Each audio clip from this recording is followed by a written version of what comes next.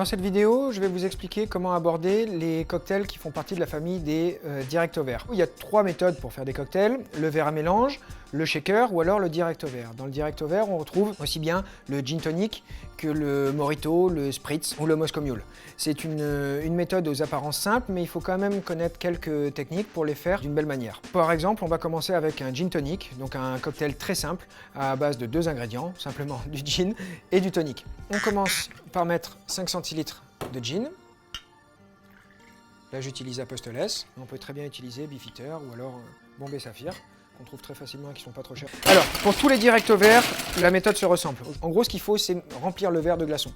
Une fois qu'il est rempli de glaçons, ça va permettre de rajouter beaucoup moins de produits gazeux, tels que le tonic, le prosecco ou autre, pour venir le compléter. Et donc, on aura un cocktail avec beaucoup plus de goût. Ensuite, une fois qu'on a rempli le verre de glaçons, on remue afin d'entamer la dilution et le rafraîchissement du liquide.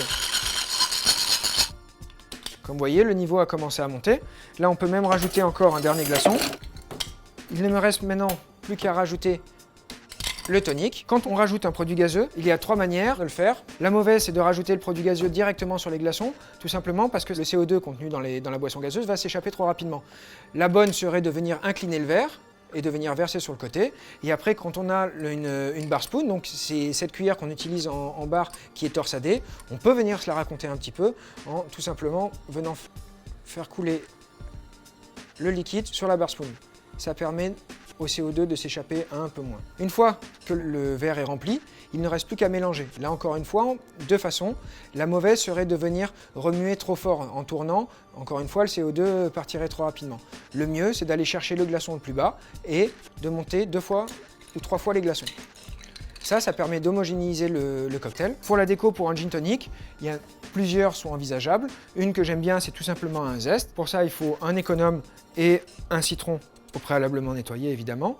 Pour zester, c'est très simple. On met le fruit à l'intérieur de la pomme. Moi, je suis droitier, donc je tiens l'économe de la main droite. Je commence d'un bout à l'autre du citron et on descend jusqu'à l'autre bout. Ensuite, on retire le zeste et on vient ce qu'on appelle exprimer un zeste, c'est-à-dire légèrement le plier en direction de là où on veut que les huiles essentielles contenues dans le zeste aillent.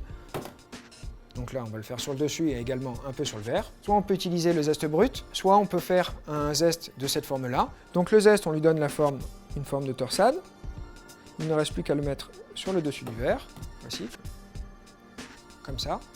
Et voici. Rappelez-vous, l'important dans cette vidéo, c'est pas de comment faire un gin tonic, mais comment faire tous les cocktails issus de la méthode de direct au verre, c'est-à-dire Moscow Mule, Mojito, Spritz, etc. Donc dès qu'il y a un produit gazeux, dès qu'on vient compléter un cocktail à base d'un produit gazeux, il faut suivre cette méthode.